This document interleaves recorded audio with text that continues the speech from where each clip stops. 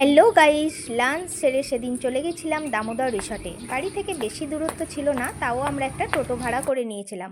মা, মেয়ে আর আমি তিনজনে গিয়েছিলাম। 3টে সাড়ে 3টে নাগাদ ওখানে পৌঁছে গিয়েছিলাম।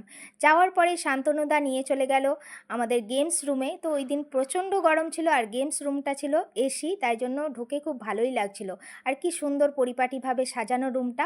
আর এখানে বিভিন্ন টাইপের গেমস আছে, চলো দেখে নিই।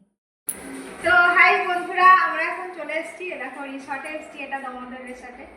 এই যে দাদাপুরতে এসেছি অনেক দিন থেকে, প্রায় 1.5 বছর ধরে মানে কথাবার্তা হচ্ছে মায়ের সঙ্গে, তো সময় আর হয়নি আসা।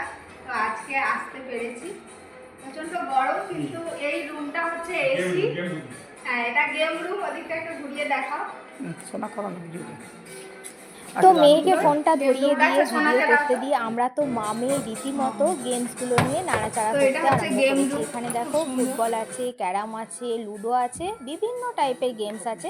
তো গেমস রুমে ঘুরে তারপরে শান্তনুদা বলল, তোমরা তোমাদের মতো রিলস টিলস বানাও, যদি দরকার পড়ে আমাকে ফোন করে ডাকবে, আমি চলে আসবো, আমি আমার কাজে যাই। তারপরে আমরা ওই রুম থেকে বেরিয়ে আসলাম।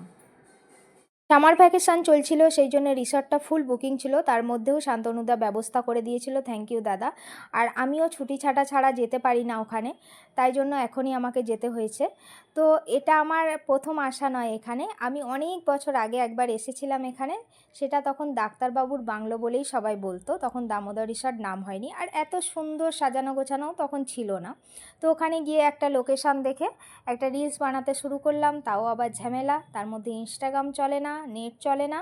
তো একটা গান অন্য ফোনে চালিয়ে আর অন্য ফোন থেকে একটা নর্মাল ক্যামেরাতে ভিডিওটা শ্যুট করে নিলাম, মেয়েই ভিডিওটা করে দিয়েছে।